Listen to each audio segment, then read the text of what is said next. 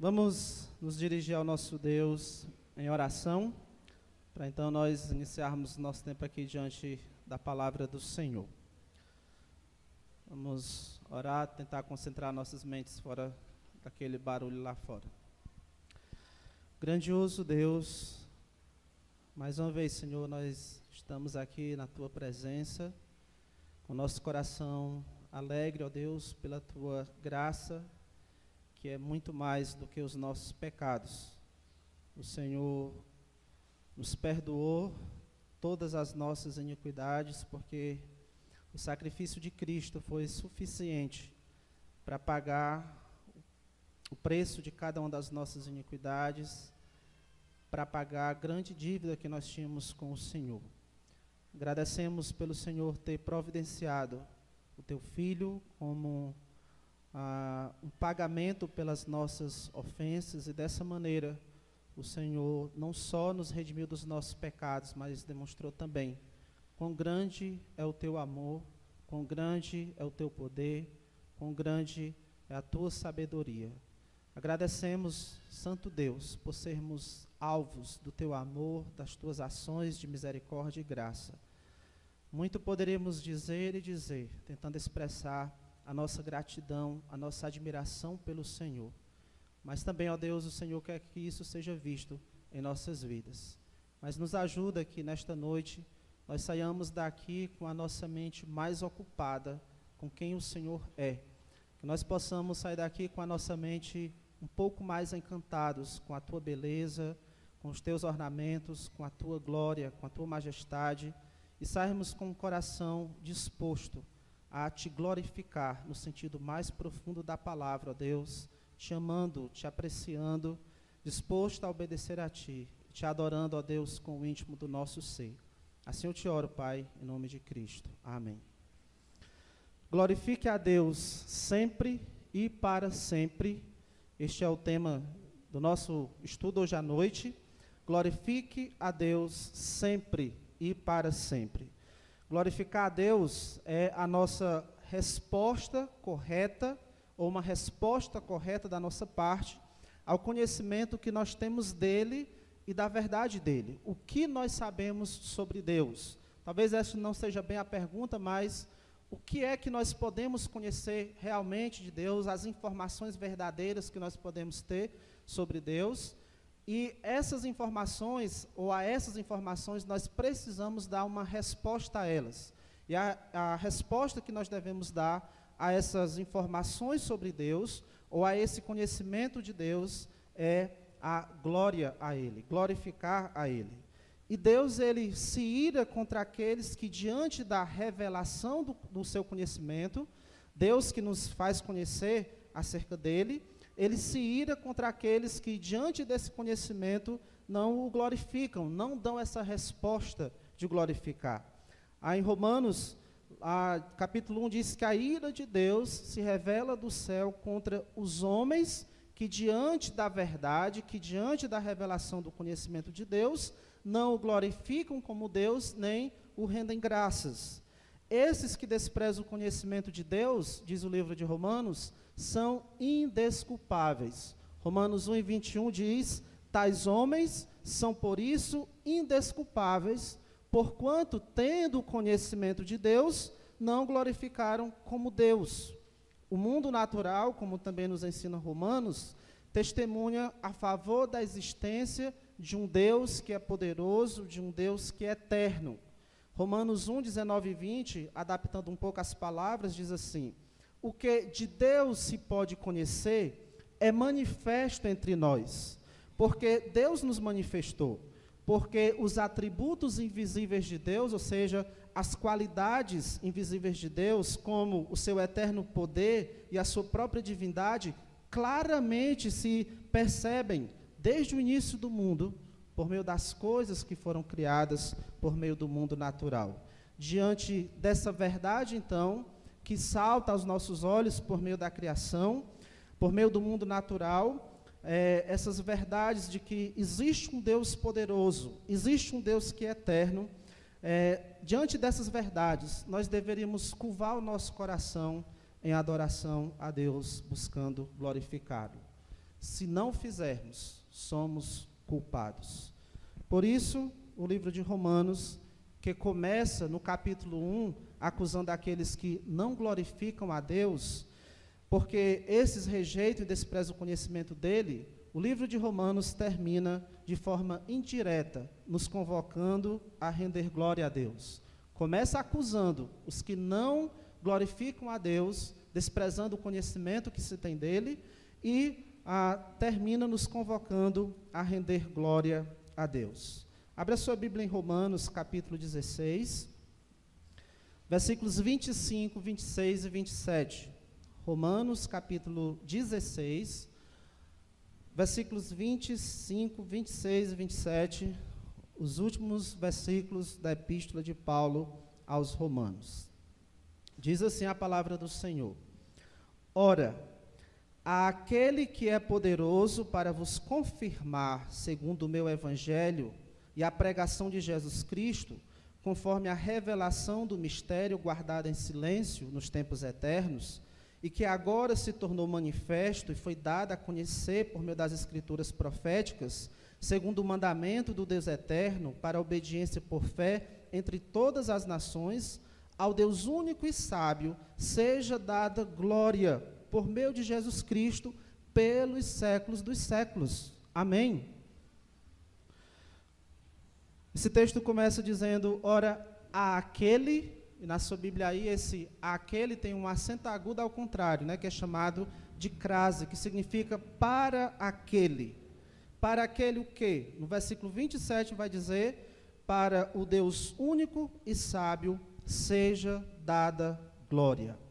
E aqui eu gostaria de fazer uma observação importante no livro de Romanos, é que quando Paulo finalizou a primeira grande seção desse livro, que é a parte doutrinária, do capítulo 1 até o capítulo 11, quando ele terminou essa primeira parte, ele terminou com estas palavras, Romanos 11:36, porque dele e por meio dele e para ele são todas as coisas. A ele, pois, a glória eternamente. Amém.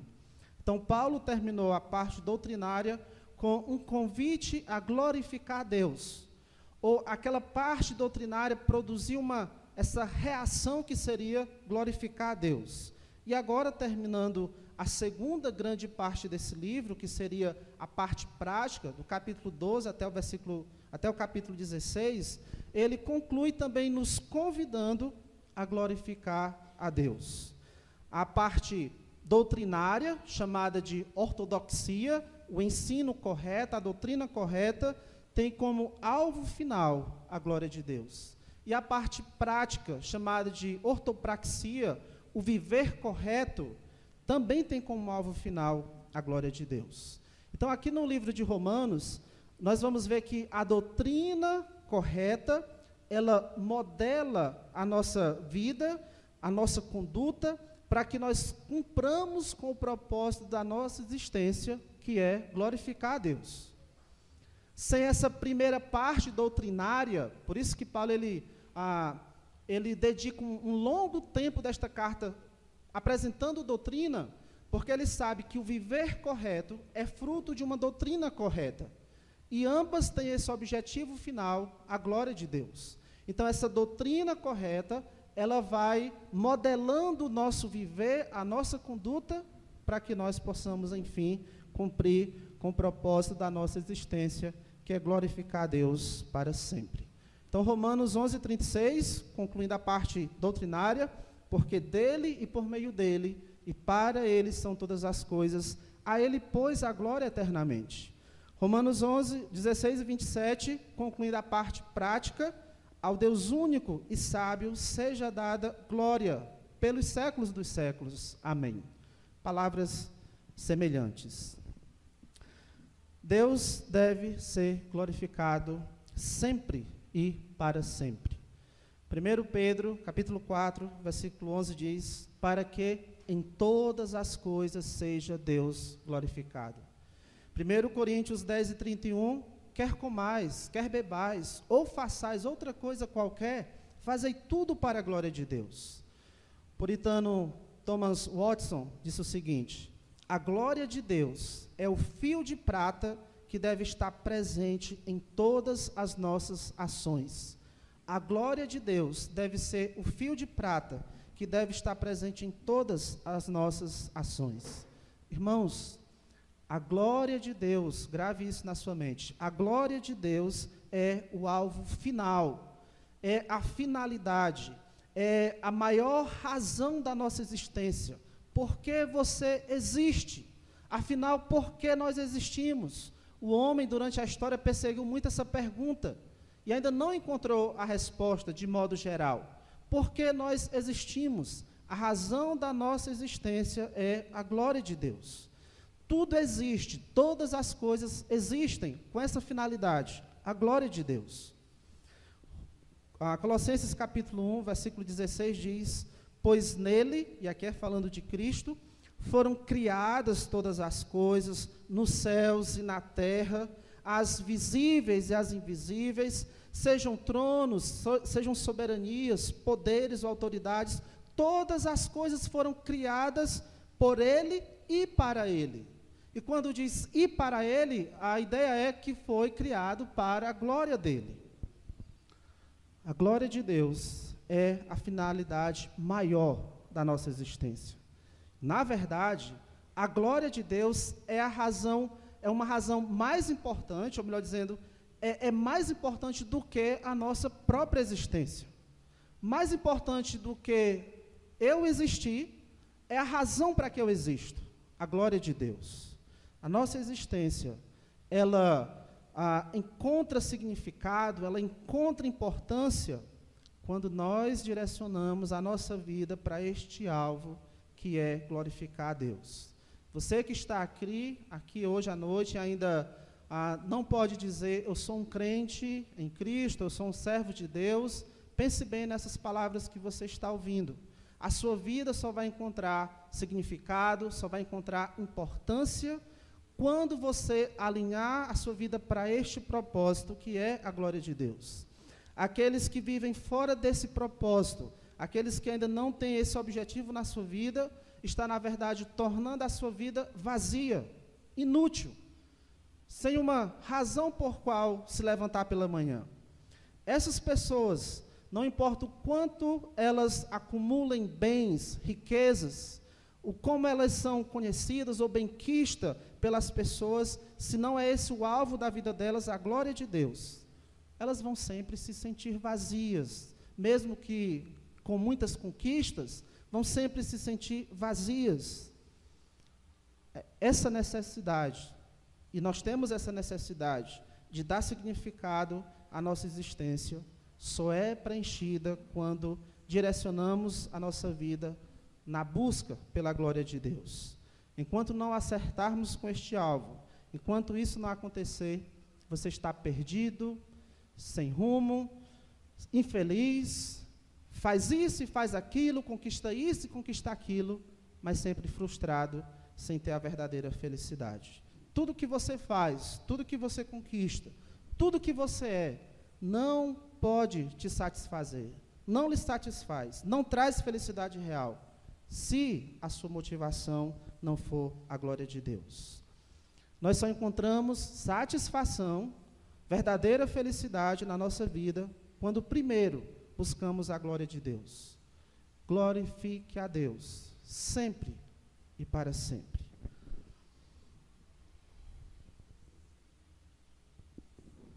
Mas, como é que você glorifica a Deus? Afinal, o que é glorificar a Deus?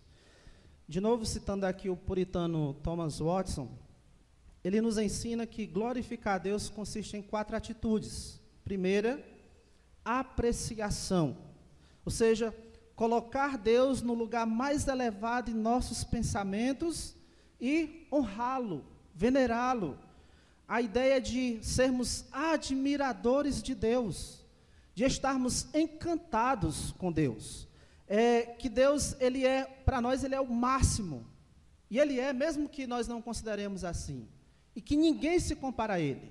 É termos Deus na mais alta estima. Uma segunda atitude que ele diz que consiste esse glorificar a Deus é a adoração, essa atitude de reverência, essa atitude de respeito, de reconhecer quem de fato é Deus, e aí envolve também o cuidado de nós adorarmos a Deus de acordo com a vontade dEle.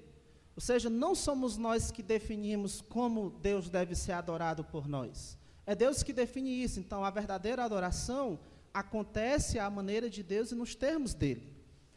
Ele disse também que a terceira atitude aí para glorificarmos a Deus é a afeição. Deus é glorificado quando nós o amamos. Deus é glorificado quando nós queremos bem a Ele. Quando nós gostamos de Deus. Quando há esse carinho especial por Deus. O carinho que você tem por alguém, um carinho especial, um afeto que você tem por alguém, nós temos isso em maior grau a respeito de Deus. E por último, uma quarta atitude seria sujeição.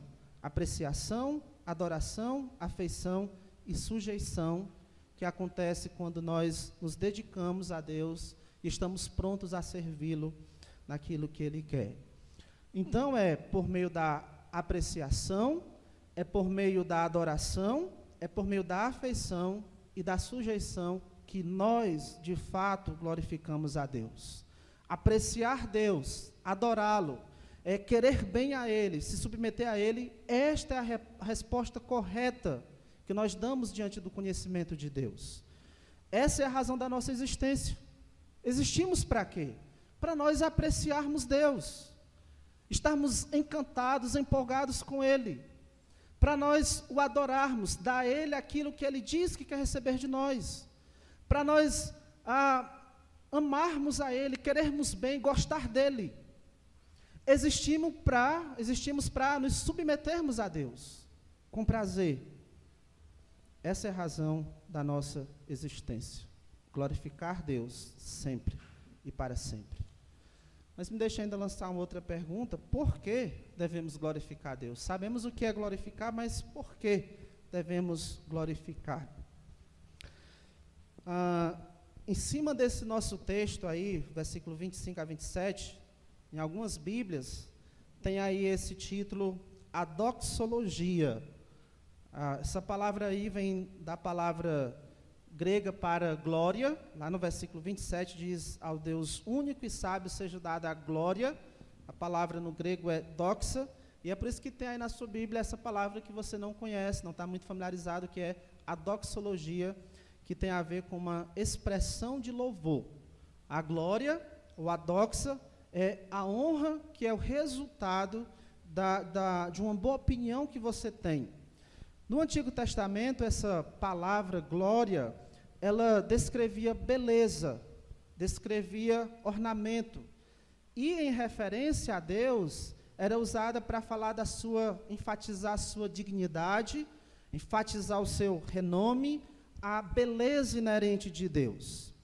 Então nós podemos dizer que a atitude de glorificar Deus é fruto do que realmente pensamos, é fruto da opinião que nós temos, é fruto daquilo que de fato acreditamos sobre Deus. A nossa apreciação, a nossa adoração, a nossa afeição, a nossa submissão a Deus vai ser no mesmo grau daquilo que nós pensamos sobre Deus. É no mesmo nível do que nós acreditamos sobre Deus. Adoração pobre, afeição pobre, serviço pobre a Deus, relaxado, reflete que nós temos um pensamento mesquinho sobre Deus. Então, o que é que de fato nós acreditamos sobre Deus? Por isso o final desse livro de Romanos é importante. Por isso esses 3 versículos aí são importantes. Porque eles não somente nos diz, venha glorificar a Deus, ou glorifiquem a Deus, eles não somente nos convidam a glorificar a Deus, mas nos apresenta a beleza de Deus.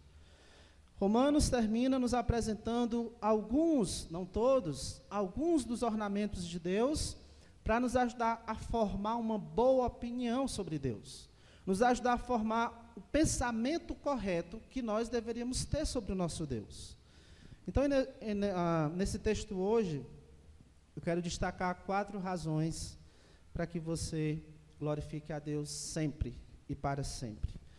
E cada uma dessas razões é, na verdade, um atributo de Deus, uma qualidade de Deus, um ornamento que nos faz perceber a beleza do nosso Deus.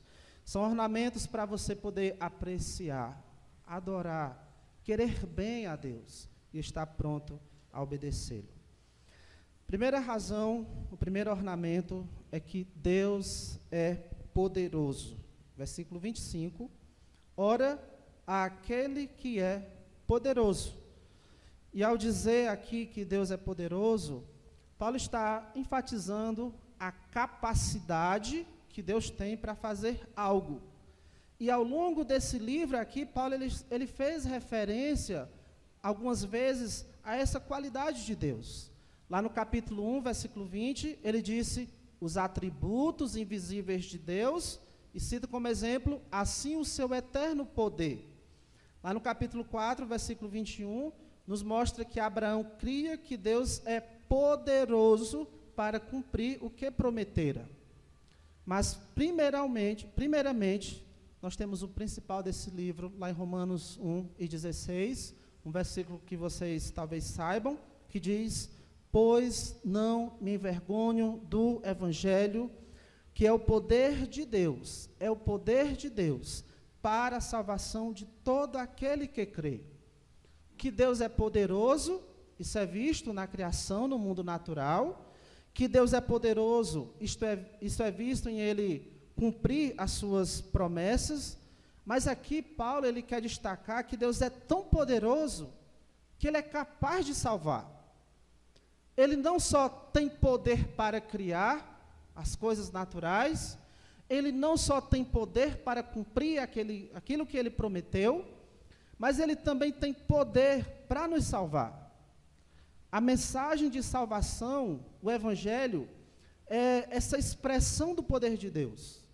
E aqui, Paulo ele está finalizando o livro, relacionando o poder de Deus novamente com o Evangelho, relacionando o poder de Deus com a mensagem que Deus usa para nos salvar.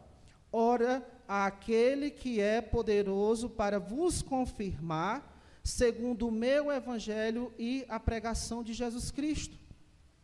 Ele iniciou o livro dizendo que o Evangelho é o poder de Deus para a salvação, e agora ele está aqui terminando dizendo que Deus nos fortalece, que Deus nos mantém firmes, que Deus assegura a nossa salvação também pelo poder que Ele comunica por meio do Evangelho, também pelo poder que Ele comunica através da pregação de Cristo.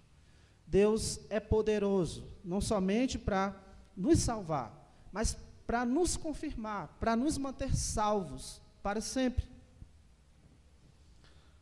Nós não perdemos a salvação, irmãos, não é porque nós somos crentes fortes, espirituais, porque nós temos espírito firmes, porque nós somos capacitados por nós mesmos, porque quando eu digo uma coisa, eu faço, porque eu tomei uma decisão, eu não volto atrás. Não é por isso que você se mantém firme, não é por isso que você não perde a sua salvação. Você não perde a sua salvação porque Deus é poderoso para lhe manter salvo, também através do Evangelho. Deus é poderoso para lhe manter salvo através do próprio Cristo. É por causa de Cristo que você se mantém salvo. Então, você pode ter plena certeza de que aquele que começou boa obra em você vai completá-la até o dia de Cristo Jesus. É isso que nós precisamos ter em nossa mente sobre Deus. Ele é poderoso. E tem algo muito presente, se você for um crente, tem algo muito presente na sua vida, que lhe faz pensar no poder de Deus, que é o fato de você ser salvo. Deus é tão poderoso que pode salvar o homem, através de uma mensagem que Ele disse que fosse comunicada, essa mensagem que afirma que o filho dele foi morto numa cruz. Ele salva de um jeito que aos olhos humanos, parecia impossível que alguém fosse salvo dessa maneira. Mas ele salva através de uma mensagem que diz que o filho dele foi morto numa cruz como nosso substituto. Ele é tão poderoso que através dessa mensagem, ele pode lhe convencer que você é pecador. Talvez você diga, eu sei que eu sou pecador. Mas essa mensagem faz com que isso incomode o seu coração. Como se um fardo pesado chegasse às suas costas e você não se sentisse em paz com essa verdade a seu respeito. Eu sou pecador. E isso é essa mensagem que faz. Deus é tão poderoso que ele pode lhe convencer que você não é esse camarada bom, legal, que você pensa que é. Essa mulher virtuosa que você é desde que você se entende por gente. O Evangelho ele é poderoso para lhe mostrar que você, na verdade, com justiça, é merecedor do inferno e do lago de fogo eterno. Essa mensagem, ela também é poderosa, porque Deus é poderoso para mudar a sua situação espiritual. Se você se apegar a Cristo, confiar a Ele como seu Salvador. Essa mensagem de Deus, o Evangelho, tem poder para produzir em você essa confiança em Jesus, a ponto de você invocar o nome do Senhor e ser salvo. E a partir de então, nada, absolutamente nada, pode lhe separar do amor de Deus. Ele confirma a sua salvação, assegura a sua salvação. Por isso, irmãos, esse Deus poderoso para salvar, para nos confirmar, deve ser glorificado sempre e para sempre. Ele é poderoso para nos salvar e nos sustentar por meio do Evangelho. Mas uma segunda razão por que nós devemos adorar esse Deus, um segundo ornamento acerca da beleza de Deus, é que Deus é eterno. No versículo 26, Paulo diz assim, que agora se tornou manifesto e foi dado a conhecer por meio das Escrituras proféticas, segundo o mandamento do Deus e a qualidade que ele vai dizer, o atributo que ele vai dizer, eterno, do Deus eterno. No versículo 25, ele mostra que o Evangelho, através do qual nós temos a salvação em Cristo, é um mistério. Ora, versículo 25, aquele que é poderoso para vos confirmar, segundo o meu Evangelho, e a pregação de Jesus Cristo, conforme a revelação do mistério guardado em silêncio nos tempos eternos. Mistério aqui, não, talvez no sentido que nós costumamos usar de uma coisa que é secreta, mas na linguagem de Paulo, o mistério aqui é uma verdade que ainda não tinha sido revelada. Uma verdade que já existia, mas que ainda não tinha sido anunciada, ainda não era do conhecimento. Era algo novo para quem estava ouvindo, mas que se tratava de uma verdade antiga, uma verdade eterna.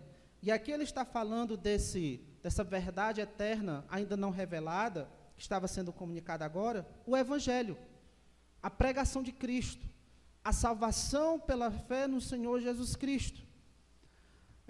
Esse mistério, na verdade, era o plano de Deus de salvar pessoas por meio de Cristo. E esse plano de Deus, ele era muito existente, antes mesmo de ele colocar aqui em prática, antes desse plano ser executado. Aí diz, no versículo 25, que esse mistério estava guardado em silêncio nos tempos eternos.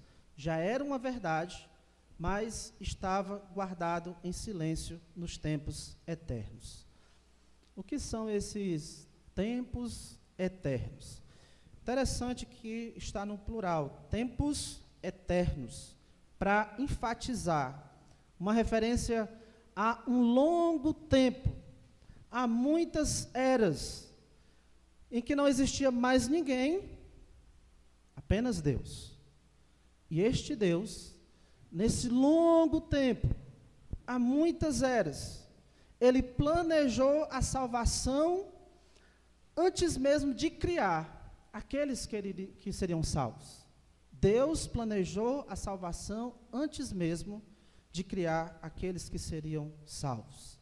Ele criou todas as coisas e ficou em silêncio até o momento certo, para então ele anunciar o seu plano de salvação. Irmãos, essa é uma informação, melhor dizendo, é uma verdade muito empolgante, maravilhosa, é que a salvação ela é uma promessa feita por um Deus eterno em tempos eternos, nos tempos eternos. A salvação é uma promessa feita por um Deus eterno nos tempos eternos. Abra sua Bíblia aí no livro de Tito, capítulo 1, versículo 2. Tito 1 e 2. Tito 1 e 2. Diz assim a palavra do Senhor: na esperança da vida eterna, que o Deus que não pode mentir prometeu antes dos tempos eternos. Isso não parece estranho para você o que esse versículo diz? A vida eterna, na esperança da vida eterna, que Deus prometeu antes dos tempos eternos. Espera aí, para quem Deus prometeu vida eterna, se não existia mais ninguém? Se nos tempos eternos, na eternidade passada, só existia Deus, para que Ele prometeu vida eterna? Vamos voltar ao livro de João, capítulo 17. João, capítulo 17, versículo 3. João 17 é uma oração de Jesus Cristo a Deus Pai. E ele diz assim, João 17:3. João 17:4. Eu te glorifiquei na terra, consumando a obra que me confiaste para fazer. E agora, glorifica-me, ó Pai, contigo mesmo, com a glória que eu tive junto de ti, antes que houvesse mundo. Jesus nos diz aqui, ou nessa oração com o Pai, ele informa que ele participava da glória de Deus Pai, antes que houvesse mundo. Então, antes da criação, lá nos tempos eternos, existia Deus Pai, existia Deus Filho. O Deus Filho estava participando aqui da glória do Deus Pai antes que houvesse mundo. Mas aí ele diz no versículo 6, manifestei o teu nome aos homens que me deste do mundo. Deus Pai deu homens do mundo para Jesus Cristo.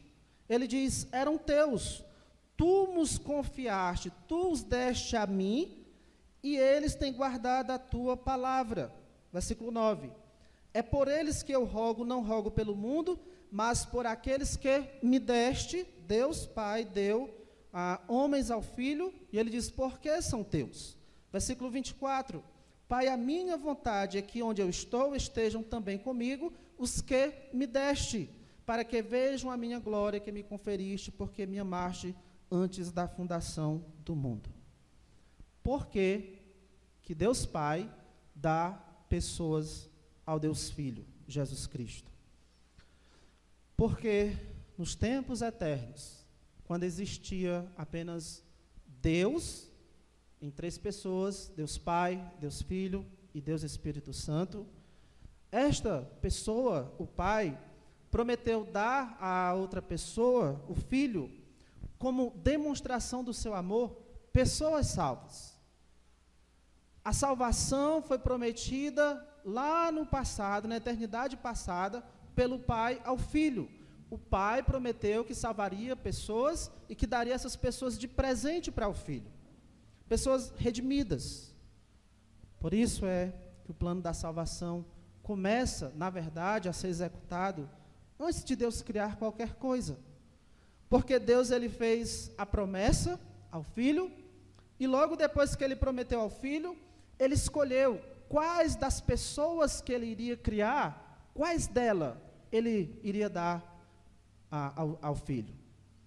E aí ele escolheu quais são essas pessoas que eu vou dar ao filho, e predestinou essas pessoas para serem parecidas com o filho.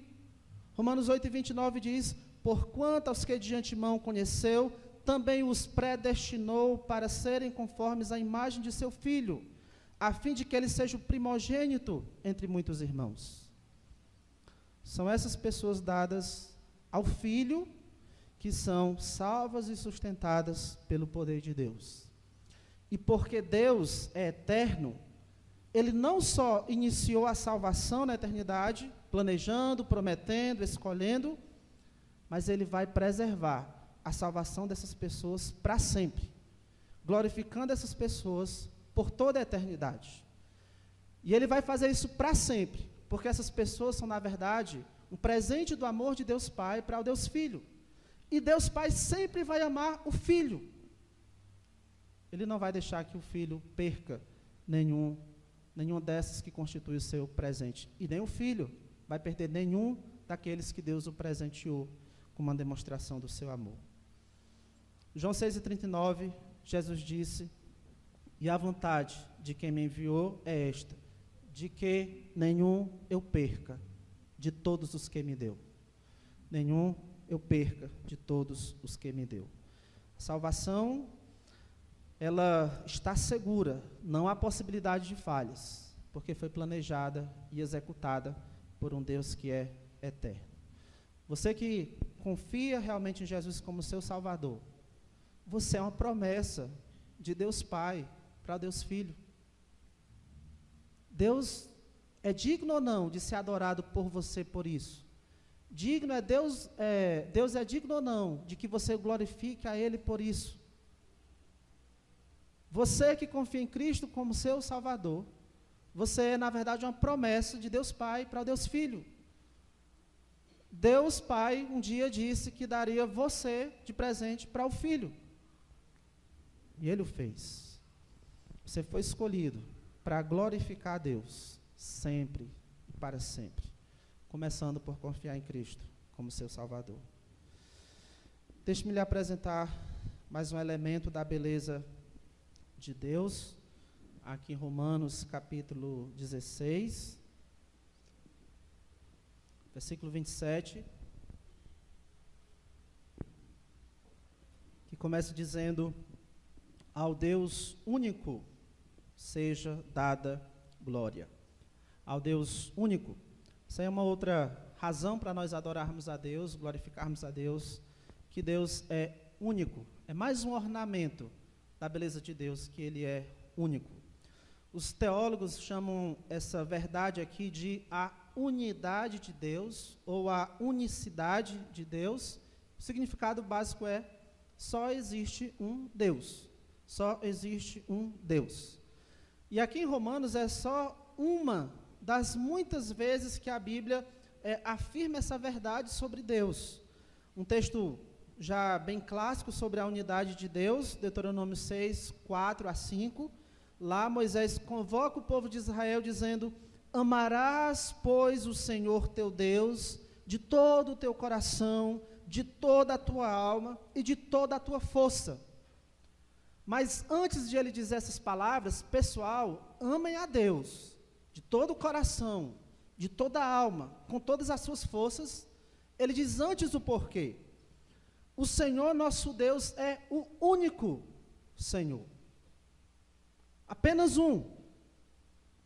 E é por isso que nós devemos amá-lo acima de tudo e de todos. Não precisamos dividir o nosso amor com outro Deus, entre o Deus A e o Deus B.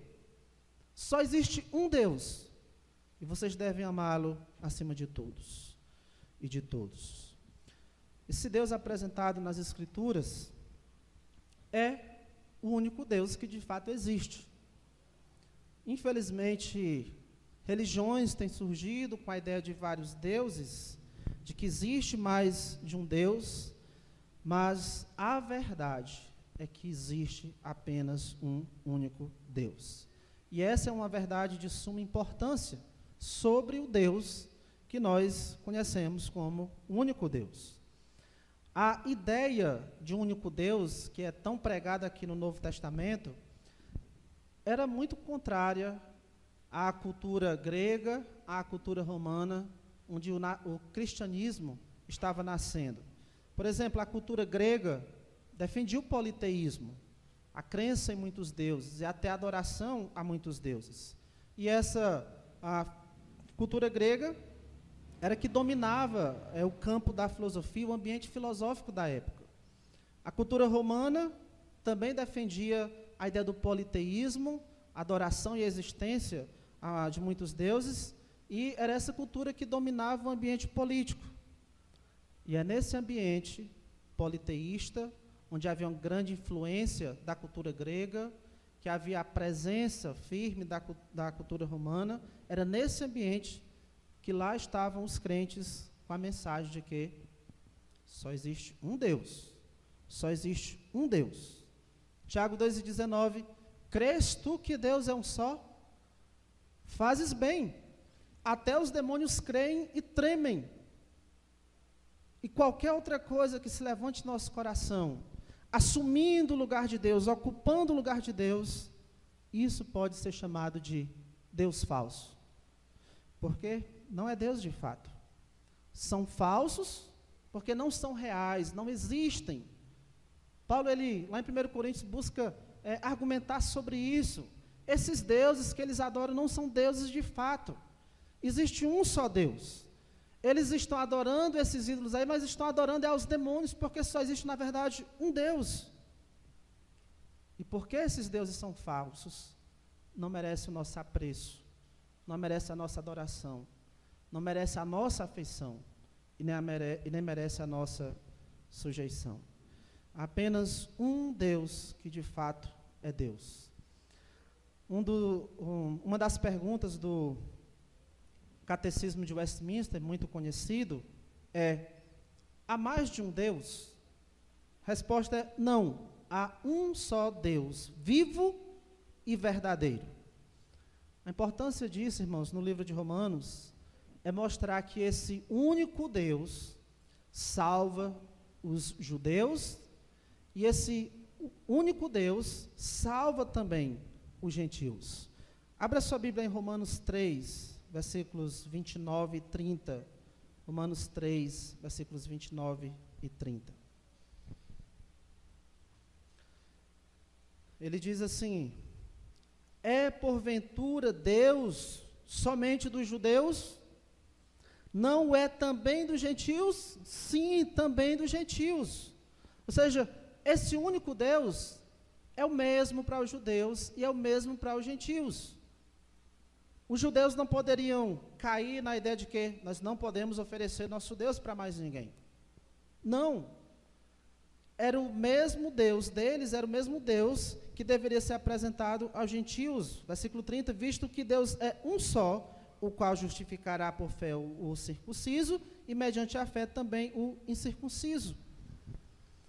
Se Deus, esse Deus que se propôs a salvar os judeus, o povo de Israel, se ele tivesse decidido, eu não vou salvar brasileiros, eu não vou salvar americanos, eu não vou salvar africanos, eu não vou salvar pessoal lá da Argentina, da Venezuela, se ele tivesse decidido, eu vou salvar só judeus, nós estaríamos sem esperança de salvação.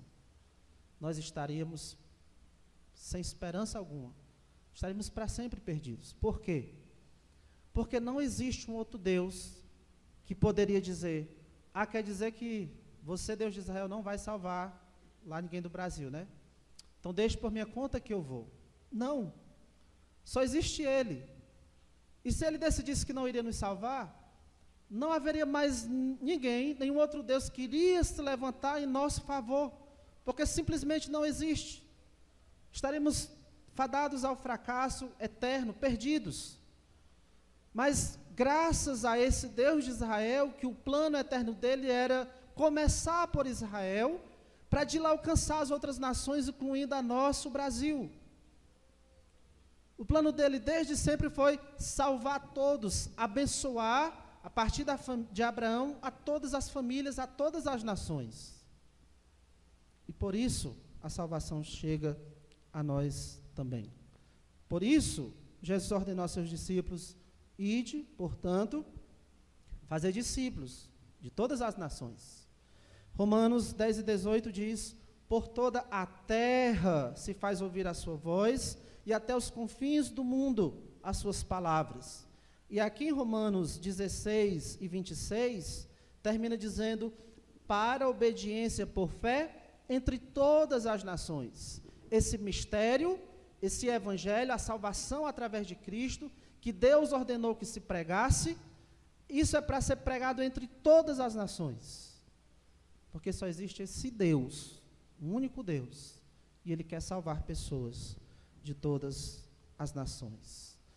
Então, os crentes de outras partes do mundo estão servindo o mesmo Deus que nós servimos. Este Deus, Ele recebe e receberá a glória para sempre de pessoas de todas as nações. Vai ser muito belo. Acho que a gente não consegue imaginar isso. Como vai ser belo a eternidade. Pessoas de todas as partes do mundo, pessoas de todas as nações adorando a Deus. Mas Apocalipse nos diz isso, Apocalipse 5:9, com teu sangue compraste para Deus os que procedem de toda tribo, língua, povo e nação. Irmãos, só existe um Deus. Você serve mesmo a este Deus? Mas o que eu quero dizer é, só existe um Deus, esse Deus a que nós servimos. É nossa responsabilidade ir a outras pessoas e mostrar isso para elas. O meu Deus é o Deus verdadeiro e você precisa servir ao meu Deus. Você precisa conhecer o meu Deus. Não foi isso que Jesus Cristo disse, orando a Deus Pai? Ele disse: e a vida eterna é esta, que te conheçam a ti, o único Deus verdadeiro, e a Jesus Cristo a quem enviaste. As pessoas, elas precisam saber sim, que precisam chegar, conhecer o Deus que nós servimos, porque só Ele é verdadeiro. Nossa última razão aqui para glorificarmos a Deus, nosso último ornamento aí sobre a beleza de Deus, é que Deus é sábio. Deus é sábio. Versículo 27. Ao Deus único e sábio seja dada a glória. Como é que nós sabemos que Deus é sábio? A sabedoria de Deus, nós não vamos negar, está presente em tudo que Ele faz. Talvez precise a gente pensar melhor como para perceber melhor, mas o fato é que está presente em tudo que Ele faz, está presente na criação. Quando você para observar bem a natureza, você fica pensando que coisa magnífica. Os naturalistas vão adorar a natureza, a mãe natureza, que coisa esplêndida. Já nós devemos adorar o Criador dessa natureza, por Ele ter feito algo tão complexo e tão perfeito, tão organizado. Esse único Deus eterno, Ele não somente é capaz de criar, Ele é capaz de criar com sabedoria. Ele governa a sua criação e governa com sabedoria. Ele salva homens e faz isso com sabedoria. Tudo que Deus faz é bem feito por causa disso, porque Ele é sábio. Já imaginou um Deus poderoso, mas que não tivesse sabedoria? O que essa criatura iria fazer de bem feito? Mas esse Deus é sábio, então Ele faz as coisas muito bem feitas. O governar da criação dele é algo muito bem feito, reflete a sua sabedoria.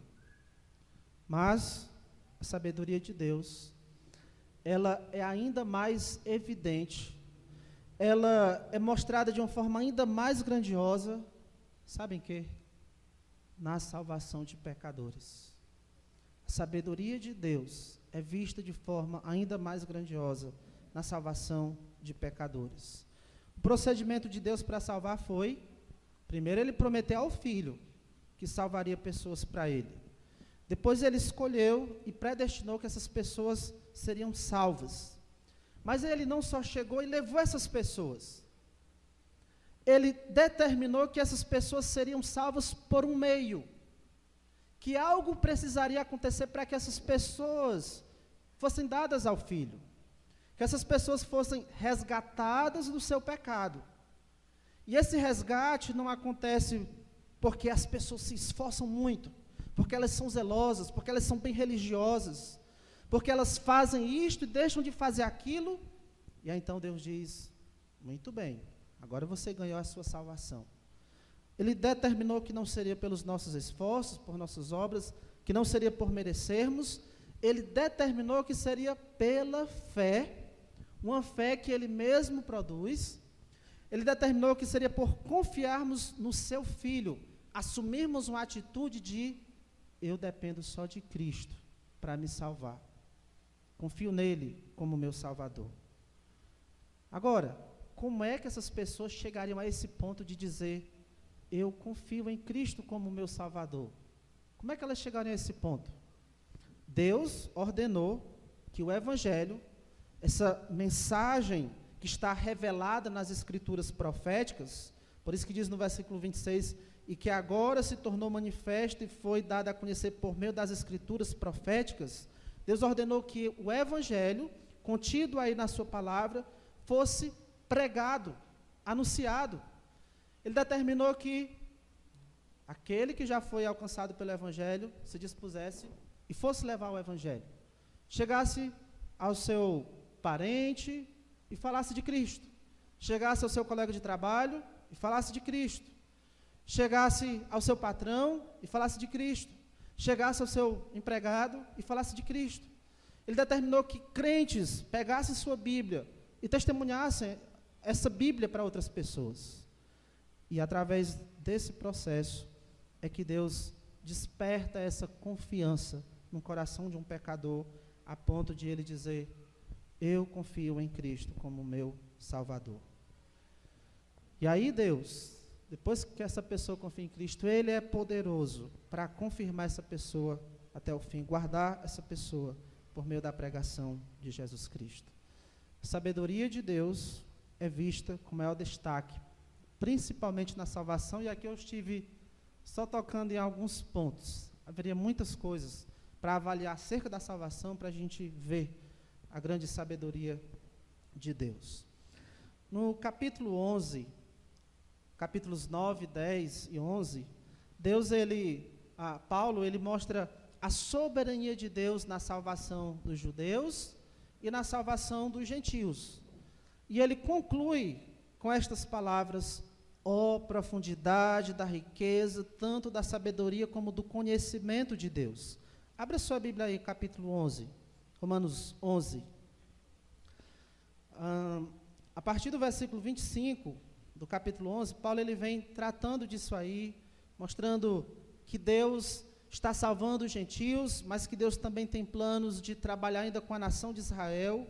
E aí no versículo 32 ele diz, porque Deus a todos, ou seja, judeus e gentios, encerrou na desobediência, a fim de usar de misericórdia para com todos. E é como se de repente viessem essas palavras na mente de Paulo. Ele vem assim cantando, apreciando Deus com tudo que ele está apresentando acerca da salvação até aqui, e aí ele só cai nessa atitude de glorificar Deus. Ó profundidade da riqueza, tanto da sabedoria como do conhecimento de Deus. Você percebe aqui que, na verdade, ele está glorificando Deus por ser sábio. Quão insondáveis são os seus juízos e quão inescrutáveis os seus caminhos. Quem, pois, conheceu a mente do Senhor? Ou quem foi o conselheiro? Ou quem deu primeiro a ele para que ele venha a ser restituído? Que Deus sábio.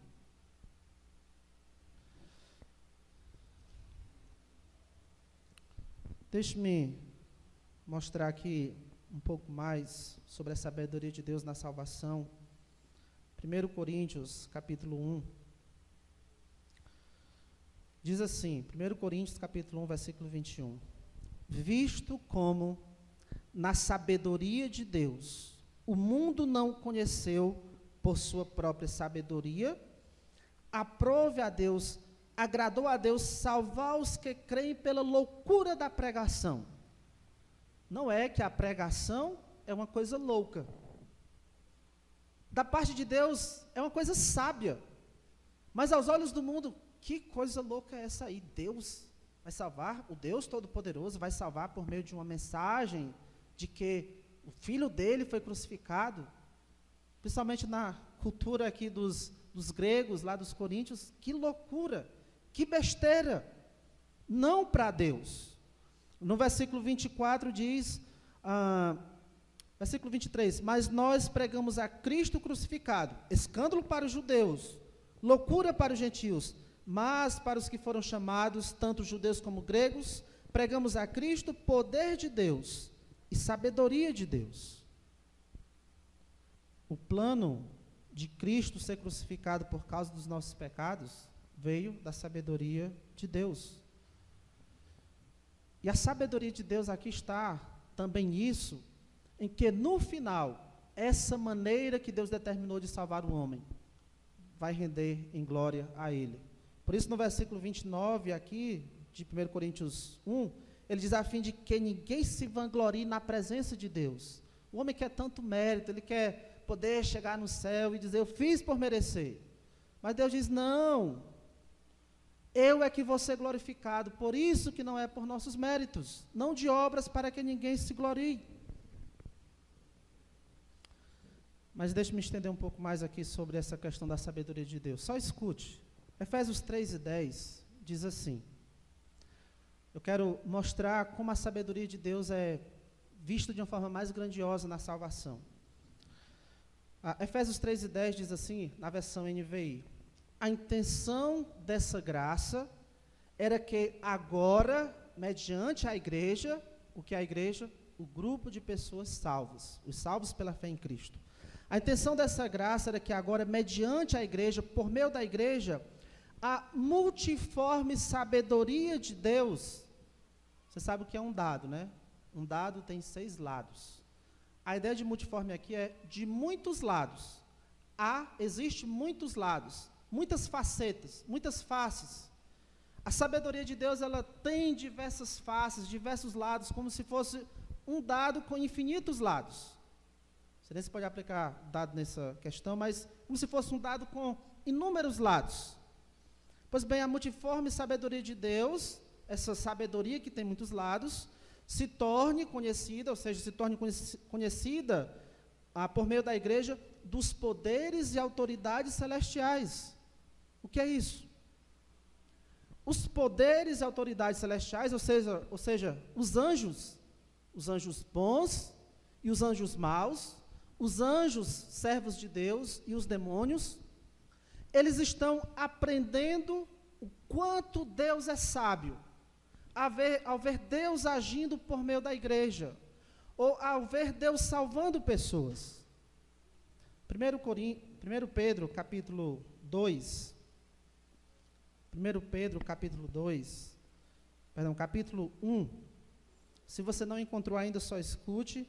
1 Pedro 1:12 diz assim, a eles foi revelado que não para si mesmos, mas para vós outros ministravam as coisas que agora vos foram anunciadas por aqueles que pelo Espírito enviado do céu, Espírito Santo enviado do céu, vos pregaram o Evangelho. Essas coisas são coisas a respeito da salvação, anunciada por meio do Evangelho. Coisas essas, escute, que anjos anelam perscrutar. Coisas essas que anjos anelam perscrutar. O que Deus está fazendo por meio do Evangelho, da pregação do Evangelho, salvando pessoas, são coisas que os anjos desejam aprender mais. Essa é a ideia de perscrutar. Não é que os anjos estão desejando pregar o Evangelho também, não é isso. Eles estão desejando se aprofundar mais nessas questões que estão sendo anunciadas. Porque os anjos não foram feitos sabendo de tudo. Assim como nós, eles estão também aprendendo de Deus. Nós estamos aprendendo da sabedoria de Deus por estarmos experimentando Deus nos salvando. E os anjos estão aprendendo da sabedoria de Deus por estarem vendo como Deus está nos salvando. E eles estão lá, encantados em como Deus é tão grandioso, como Deus é tão sábio.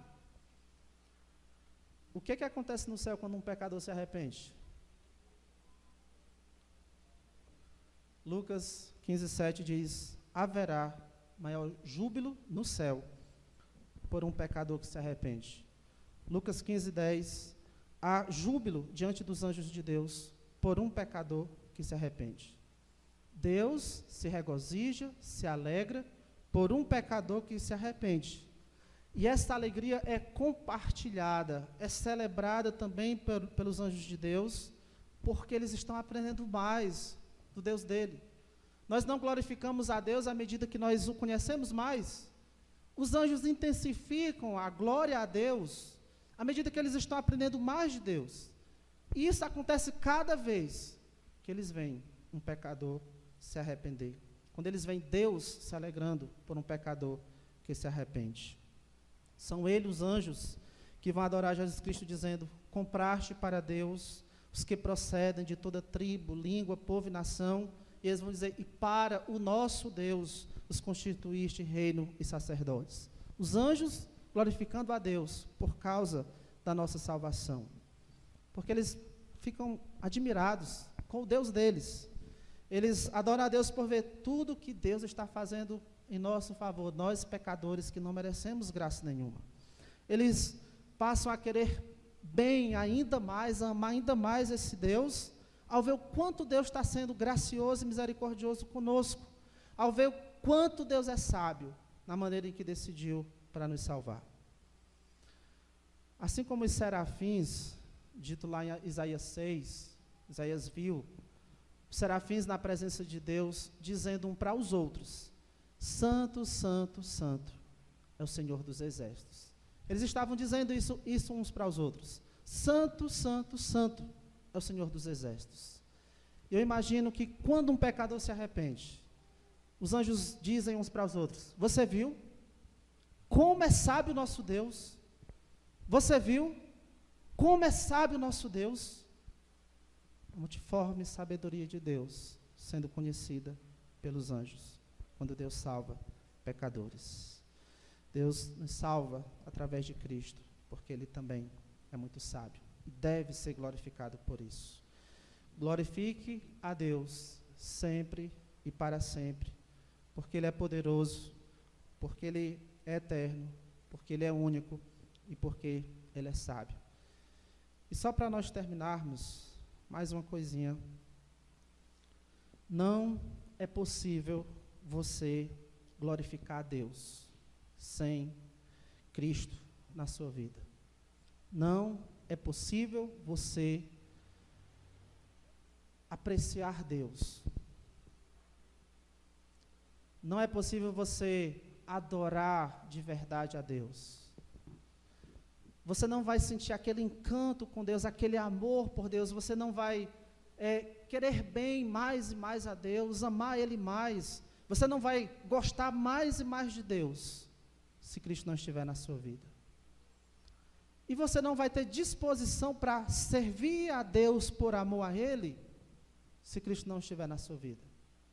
Não existe glória a Deus, ou glorificar a Deus, a verdadeira adoração a Deus, à parte de Jesus Cristo, se Cristo não fizer parte da sua vida. Você só vai poder glorificar de verdade Deus, sempre e para sempre, primeiro, se arrependendo dos seus pecados e entregando sua vida a Cristo. Romanos 16:27 diz: ao Deus único e sábio seja dada a glória por meio de Jesus Cristo. Você pode fazer promessas, você pode se ajoelhar, você pode passar fome, você pode fazer isso e aquilo, você pode não faltar, sempre estar numa igreja diferente, ser muito bem quisto pelas pessoas, você pode ser uma pessoa muito gentil com todos,